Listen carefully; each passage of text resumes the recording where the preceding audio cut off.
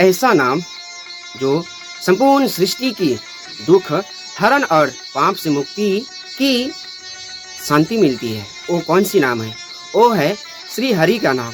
कहते हैं कि श्री राम के जीवन से जुड़ी 10 अनसुनी बातें आप भी जानकर चौंक जाएंगे। कहते हैं कि भगवान राम भगवान विष्णु के अवतार 7वें अवतार है। प्रभु श्री राम के जीवन से जुड़े कई अनसुने और रोचक तथ्य है जो आप नहीं जानते होंगे। वाल्मीकि रामायण में जो लिखा उसे इतर भी कई रामायण प्रचलित है जिनमें प्रभु श्री राम के जीवन के अन्य पहलुओं को नए तरीके से उजागर किया गया है और कुछ ऐसी बातें भी बताई गई है जो कि आपको वाल्मीकि रामायण में पढ़ने को भी मिलेगी।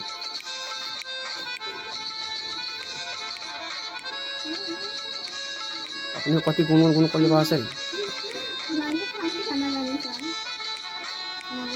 मौगा खानी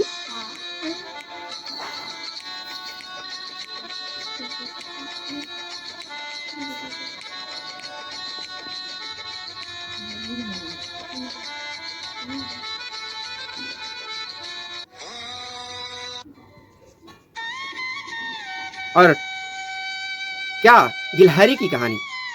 राम सेतु बनाते वक्त गिलहरी भी छोटे छोटे कंकर पत्थर उठाकर बड़े पत्थरों के बीच में फेंकती थी।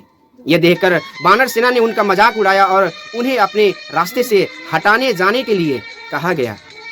एक वानर तो एक गिलहरी की पूंछ पकड़कर उसे हवा में उछाल के किया जो सीधे श्री राम की हाथों की हथेली में वो जा गिरा। श्री राम ने उसे नीचे गिरने से बचा लिया था। फिर उन्होंने वानरों को समझाया कि तुम जो बड़े पत्थर समुद्र में जमा रहे हो वे सभी पत्थर तभी मजबूत रहेंगे जबकि इन गिलहरियों के द्वारा फेंके जा रहे छोटे छोटे कंकर पत्थर उसके बीच जमे रहेंगे। इसीलिए किसी के भी काम को छोटा नहीं समझना चाहिए। इसके बाद श्री राम बड़े प्रेम से गिलहरी पर अपनी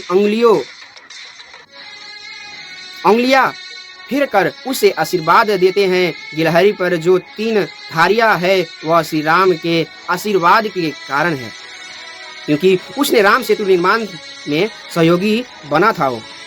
फिर भगवान श्री राम के जीजा कौन थे? तो भगवान श्री राम के जीजा जी का नाम ऋषि रिंगी था जो शांता के पति थे, यानी श्री राम की बहन का नाम शांता था।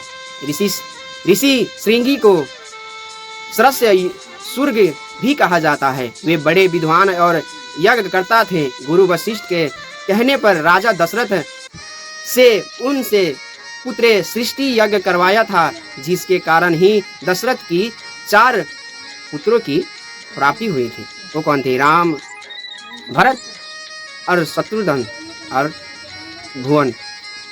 और भुआल थे। पहला कोदंड। कहते हैं कि बहुत कम लोगों को मालूम होगा कि भगवान राम के धनुष का नाम कोदंग था, इसलिए प्रभु श्री राम को कोदंग भी कहा जाता है। कोदंग का अर्थ होता है कि बांस से निर्मित कोदंग को दंड एक चमत्कारी धनुष था जिसे हर कोई धारण नहीं कर सकता था।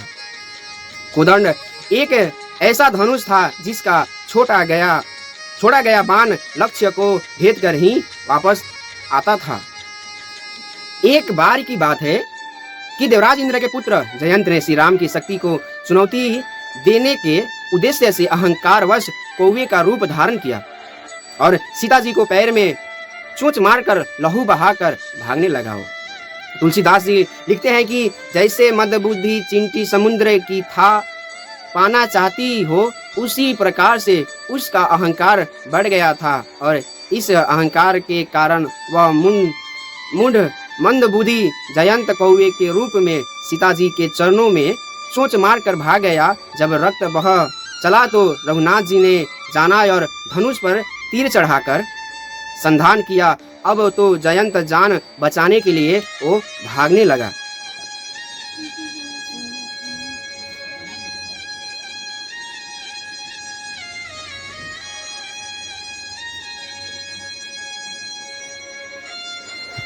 बाबू मैं को तो पाल हुई मौत तो बहुत दिक्कत हो जाएगी। तो पालिए गया मैं को तो पालूंगा। सब बना लो टाइम रहता है।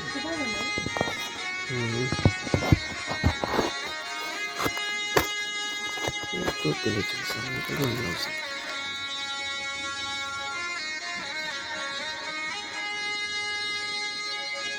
हे प्रभु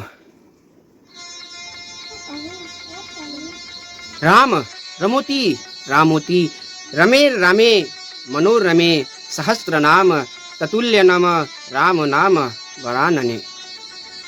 अर्थ यह है कि शिव जी माता पार्वती से कहते हैं कि श्री राम नाम के मुख में विराजमान होते हैं।